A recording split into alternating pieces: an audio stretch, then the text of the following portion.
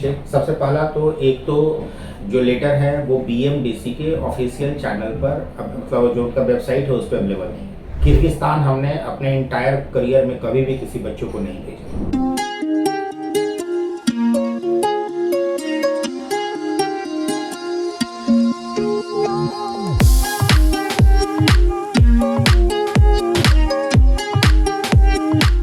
Hello friends, welcome to my career Pathshala. आज के इस वीडियो में बहुत ही इंपॉर्टेंट डिस्कशन है जो मैं डिस्कस करूंगा। अगर आपको अच्छा लगता है तो वीडियो को लाइक जरूर करिएगा और शेयर भी कीजिएगा। आज का जो डिस्कशन है वो डिस्कशन है MBBS इन बांग्लादेश को लेकर के।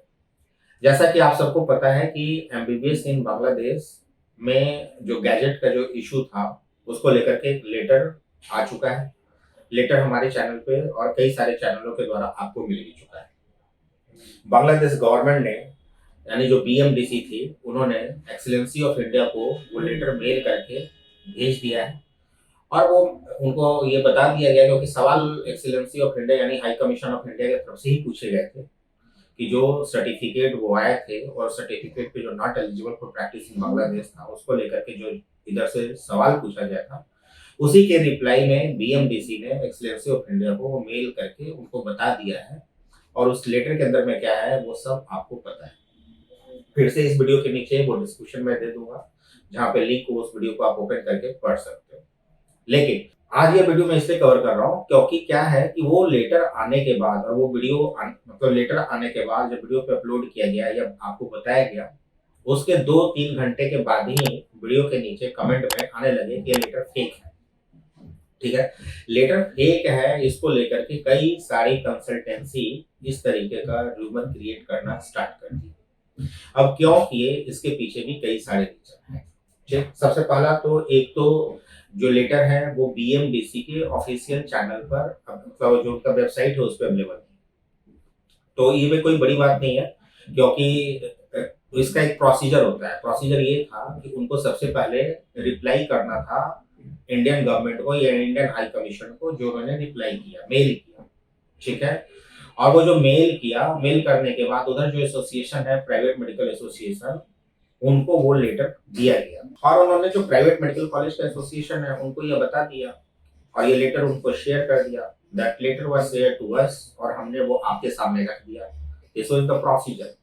इसमें कहीं से कोई डुप्लीकेसी कोई फेक वाला जो रूमर आपको क्रिएट किया जा रहा है, ठीक है, उसके पीछे कोई भी सच्चाई नहीं है क्योंकि जो NMC गैजेट का जो गाइडलाइंस है आप दूसरे बैच हो। अगर आप 2022 में प्लान कर रहे हो तो आप सेकेंड बैच हो। जो 2021 में जो स्टूडेंट्स बांग्लादेश में एडमिशन लिए सारे स्टूडेंट्स चाहे वो 18 नवंबर से पहले लिए या 18 नवंबर के बाद लिए, वो सब स्टूडेंट्स जो 2000 बच्चे बांग्लादेश में पढ़ रहे हैं अभी वो सब इस गैजेट गाइडलाइंस के लेटर में आते थे, मतलब इस गैजेट गाइडलाइंस में आते थे।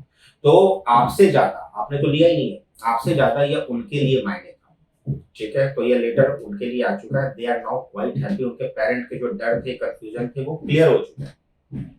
लेकिन अब क्या है कि आपको यह इसलिए बताया जा रहा है, इसके पीछे कई सारे रीजन और फैक्ट्स हैं। ठीक है, सबसे पहला रीजन, अच्छा एक तो जो साइट पर अवेलेबल नहीं है BM&DC के साइट पे अभी बांग्लादेश के अंदर पिछले 8-10 दिन से लगातार छुट्टी है। एक तो उनका दुर्गा पूजा की वहां पर छुट्टी होती है। आपको पहले बता दो, कई सारे स्टूडेंट्स को बता दो, हर बार कई लोगों का कंफ्यूजन होता है कि बांग्लादेश एक मुस्लिम कंट्री है, एक इस्लामिक कंट्री है। आज मैं फिर से बता देता हूँ, बांग्लादेश एक डेमोक्रेटिक कंट्री है। जैसे इंडिया अपने आप को डेमोक्रेटिक कंट्री मानता है उसी तरीके से बांग्लादेश अपने आप को डेमोक्रेटिक कंट्री मानता है। वहाँ दुर्गा पूजा की छुट्टी होती है, वहाँ जन्माष्टमी के दिन पूरा बांग्लादेश बंद होता है, वहाँ क्रिसमस की छुट्टी होती है, वहाँ रामनवमी की छुट्टी होती है, तो आपको और वहाँ ईद बकरीद की भी छुट्टी होती है। तो सबसे पहले जो ये माइंड में कंफ्यूजन है कि इस्लामिक कंट्री मुस्लिम कंट्री, हाँ मुस्लिम मेजॉरिटी में है, डजंट मीन कि वो मुस्लिम कंट्री है। That follow the rule of democratic country. ठीक है, एक तो ये।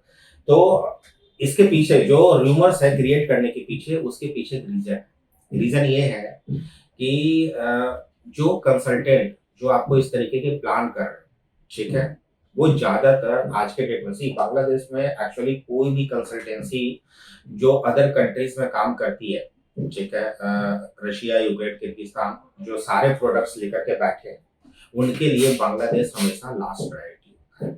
इसलिए होता है क्योंकि वो आपको एज ए प्रोडक्ट समझते हैं। आपको सेलिंग प्रोडक्ट समझते हैं। आप उनके लिए एक प्रोडक्ट के अलावा कुछ नहीं हो कि आपको किसी अपने बेनिफिट यानी अपने इंटरेस्ट के हिसाब से अपने वो किसी भी कंट्री में आपको प्रोपेगेट कर देते हैं, यानी माइग्रेट कर दिया, हम एडमिशन का प्रोसीजर कर देते हैं और आप समझा भी देते हैं। ठीक है, जैसे मैंने कुछ एग्जांपल के तौर पे अगर बोलूं कि अगर मैं कुछ बोल रहा हूं और आप अगर अपने लोकल कंसल्टेंट से पूछोगे कि माई करियर पाठशाला ऐसे बोल रहे हैं, तो आपको पहला चीज ये समझाया जाएगा, यानी उस कंट्री में उनको लाइसेंस नहीं मिलता, उस कंट्री में उनको क्या बोलते हैं कॉन्ट्रैक्ट नहीं मिलता, तो इसलिए वो उस कंट्री की बुराई करते हैं, या इस तरीके का उस कंट्री से उनको कमीशन नहीं मिलता, तो इस तरीके से वो उस कंट्री की बुराई करते हैं। इस तरीके की चीज आपके माइंड में फीड कर दी जाए। ठीक है, रियल सिनेरियो ये है कि बांग्लादेश में काम करने वाली जो कंसल्टेंसी है उसको in terms of monetary benefit यानी इन टर्म्स ऑफ फंड वो उतना ज्यादा फायदेमंद नहीं हो पाता जितना अदर कंट्रीज में होता है। अगर कोई बच्चा रशिया में जा रहा है, किर्गिस्तान में जा रहा है, कजाकिस्तान में जा रहा है, किसी भी कंट्री में जा रहा है, जॉर्जिया, आपके जाने से पहले पूरी कंसल्टेंसी चार्जेस यानी पूरा जो वन टाइम चार्जेस XYZ है वो सब आप पे करके जाते हो और वहां पर आपके कंसल्टेंट को या आपको एजेंट को मैक्सिमम बेनिफिट के रूप में वो सब अवेलेबल हो जाता है। लेकिन बांग्लादेश के अंदर क्या है, आपको भी पता है कि कंसल्टेंसी चार्ज के रूप में आप क्या देते हो। ठीक है, 5 इयर्स की सर्विस लेते हो और उसके बावजूद तो अगर आप मिनिमम कंसल्टेंसी चार्ज 30,000 40,000 या 40-50,000 का रुपीज कुछ कॉलेज को छोड़ करके अगर आप इतना दे रहे हो, तो जो भी कंसल्टेंसी जो मैक्सिमम कॉलेजों में काम करती है वो इस तरीके के रूमर आज के डेट में क्रिएट कर रही है आपको। क्यों? क्योंकि आप एक प्रोडक्ट हो। ठीक है, वो अपने बेनिफिट के हिसाब से आपको उस कंट्री में सेटल कर रहे हैं। उनको पता है कि बांग्लादेश में एडमिशन दिसंबर तक चलते हैं। ठीक है, तो जब इन सब कंट्री से जब वो फ्री हो जाएंगे और काउंसलिंग वाले जब स्टूडेंट निकल कर के आएंगे, तो वैसे स्टूडेंट को फिर वो बांग्लादेश के जो बची खुची जो कॉलेजेस होंगे इंफ्रास्ट्रक्चर के हिसाब से लोअर स्टैंडर्ड में उसमें वो सेटल करने की कोशिश करेंगे।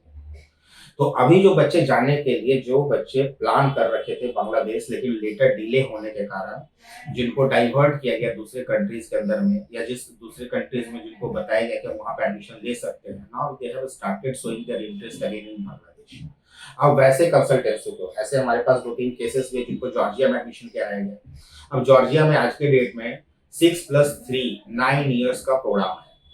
6 ईयर, फिर दूसरा एक तो लेटर आया, पहले दूसरा लेटर आया, उसमें ये लिख करके आया कि 6 ईयर के बाद आप एज ए डॉक्टर वहां पर जॉब कर सकते हो। आपको बता दूं 6 ईयर के बाद आप एज ए डॉक्टर वहां जॉब कर सकते हो, डजंट मीन कि आपको प्रैक्टिस और लाइसेंस वहां पर अलाउ हो जाएगा। लाइसेंस टू रजिस्टर वाली जो बात है वो PG कंप्लीट करने के बाद ही जॉर्जिया में आएगा। जब तक आप 9 इयर्स कंप्लीट नहीं करेंगे वहां रजिस्ट्रेशन लाइसेंस आपको नहीं मिलने वाला। तो ये सब कुछ सेगमेंट हैं जिसके बारे में डिस्कस करने की जरूरत है। खास करके ज्यादातर गुजरात, महाराष्ट्र जैसे जो स्टेट है, यूक्रेन, जॉर्जिया और फिलीपींस वगैरह को प्रमोट किया जाता था। वैसे कंसल्टेंसी जो आज के डेट में उज्बेकिस्तान या कई सारी कंट्रीज में अपने आप को प्रमोट कर चुकी है, वैसे जगह से ज्यादा ये क्वेरीज है। तो आप प्रोडक्ट मत बनिए किसी कंसल्टेंसी के लिए, अपना लॉजिक लगाइए। सी एक्चुअली क्या है, माई करियर पाठशाला, जैसा मैंने पहले बोला कि कई सारी कंट्री लेकर के हम भी जो एडमिशन का प्रोसीजर करते हैं, we do admission in Russia. ठीक है, हम यूक्रेन भी करते थे, हम कजाकिस्तान के एक यूनिवर्सिटी में सिर्फ एडमिशन कराते थे, that is Kazakh national medical university, क्योंकि बाकी यूनिवर्सिटी में हमारा सेटिस्फैक्शन लेवल थी। ठीक है, किर्गिस्तान हमने अपने इंटायर करियर में कभी भी किसी बच्चों को नहीं भेजा। ठीक है, क्योंकि हम कभी भी सेटिस्फाइड ही नहीं हुए, तो हमने किर्गिस्तान किसी को रिकमेंड नहीं किया। लेकिन फॉर अस आज के डेट में though we know there are monetary challenges, though we know कि वहां पर पैसे को लेकर के, कंसल्टेंसी को लेकर के चैलेंजेस है अदर कंट्रीज के रिस्पेक्ट में। अगर मैं किसी दूसरे कंट्रीज में काम करूं तो I can get much more benefit what I am working right now in Bangladesh. लेकिन अगर मैं अपने आप को as a career counsellor promote करता हूं और अगर मैं अपने आप को एज ए मेंटर प्रमोट करता हूं, मतलब आपके सामने रखता हूं, और मैं अगर अपने आप को एज ए पेरेंटिंग स्टाइल में आपके सामने रखता हूँ कि जैसे हमारा कई सारे वीडियो में चलता है कि think like a parent not like a nature, ये हमारा जो टैगलाइन है कई सारे वीडियो में चलता है। तो ये सिर्फ ऐसे ही नहीं चलता, इसके पीछे बहुत थॉट है। इसके पीछे हमने कई सारे कितने बिजनेसेस छोड़े हैं। हमने कम से कम कुछ नहीं तो आज के डेट में मोर देन 300 to 400 वैसे एडमिशंस जो हम करा सकते थे, लेकिन वैसी कंट्रीज और वैसी यूनिवर्सिटीज में जहां हमारा सेटिस्फैक्शन नहीं था वो हमने छोड़ दिया और हमने आज तक नहीं।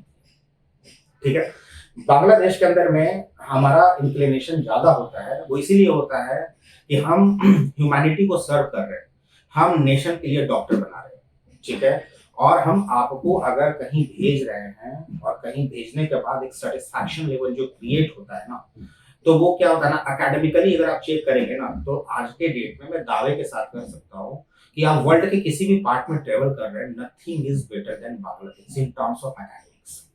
ठीक है, चाहे वो प्रैक्टिकल एक्सपोजर के बारे में हो, चाहे वो आपका क्या बोलते हैं थ्योरी सेक्शन हो, चाहे वो सब्जेक्ट का सेक्शन हो, किसी भी सेक्शन के अंदर में कई सारे एक्सपीरियंस लेने के बाद, ये हमारे ही नहीं, कई सारे हमारे पास ऐसे पेरेंट हैं जिनको 3-4 साल पहले हमने रशिया में, चाइना में या कई सारी कंट्रीज में एडमिशंस कराया, उनके दूसरे बच्चों को बांग्लादेश में कराया। इवन उनका भी फीडबैक है कि आपने पहले हमें बांग्लादेश क्यों नहीं बताया। ठीक है, नाउ दे थिंक कि बांग्लादेश का जो बच्चा है जो उनका पढ़ रहा है that is much much better than any other country, या उन बच्चों को जो एक्सपोजर मिल रहा है वो किसी भी कंट्री से मच बेटर है। ऑनेस्टली स्पीकिंग, अगर मैं आपको बताऊं, जब नेक्स्ट का रिजल्ट आएगा ना, अगर सब कुछ कॉमन रहा, अगर एनएमसी ने कुछ ज्यादा मतलब चेंज नहीं किया उसके अंदर में, नेक्स्ट के एग्जाम में आप यकीन मानिए बांग्लादेश के कई सारे कॉलेजेस के रिजल्ट आपके यहाँ के कई सारे अच्छे मेडिकल कॉलेजेस से बेटर है,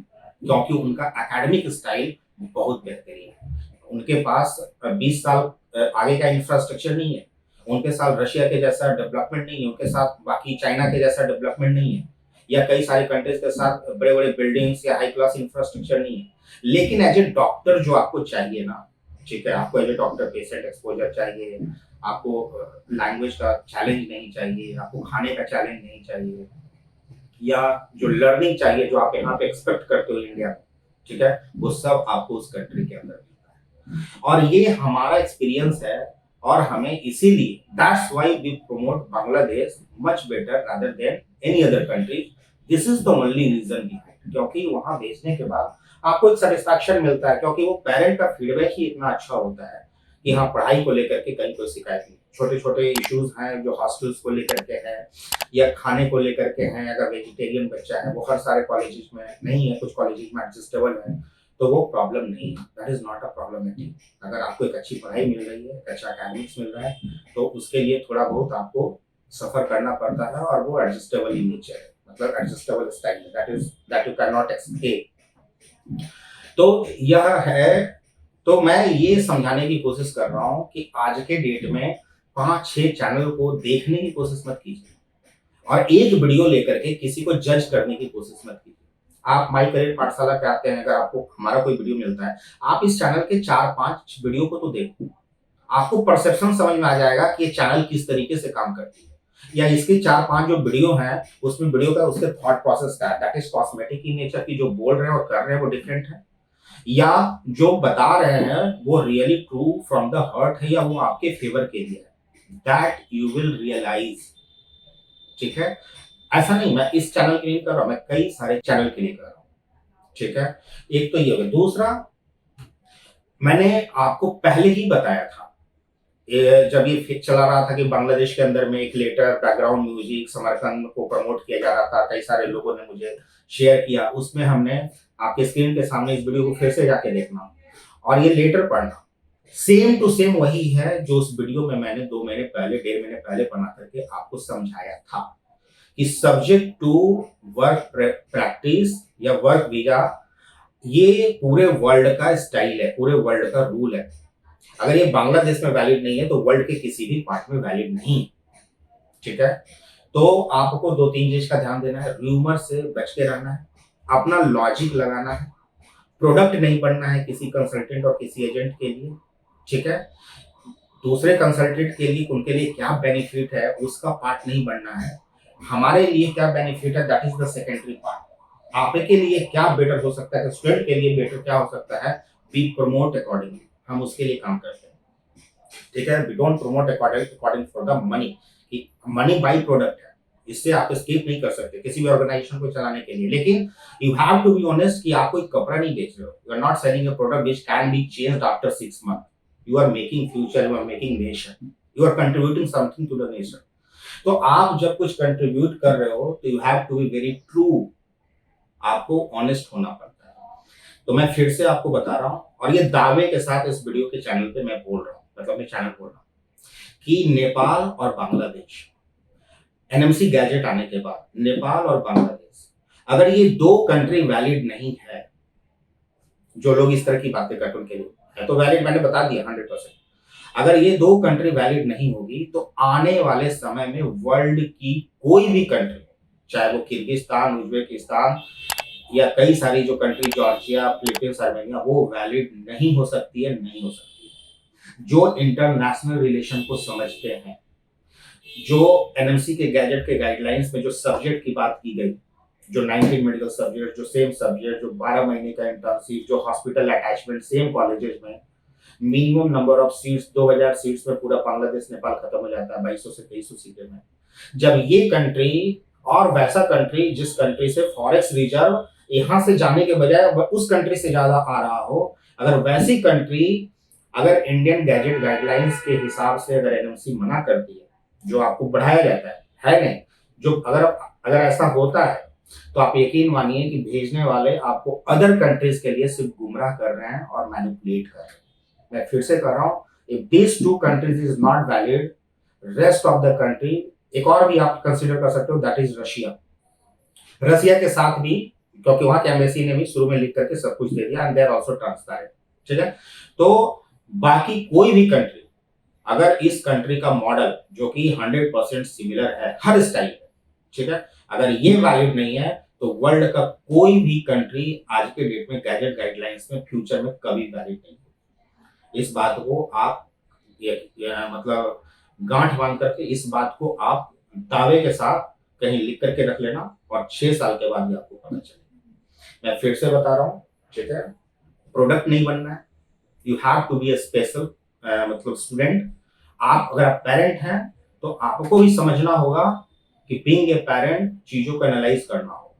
सिर्फ आप किसी लोकल किसी कंसल्टेंट के पास पहुंच गए घर के आसपास, उसने आपको अपने हिसाब से समझा दिया और वो सुन करके उस पर आप रेडी हो गए, वो नहीं करना। तो ध्यान दीजिए, बने रहिए माई करियर पाठशाला के साथ। कुछ डाउट हो तो वीडियो के नीचे कमेंट कर दीजिएगा। Till then keep liking, keep subscribing. Thank you so much.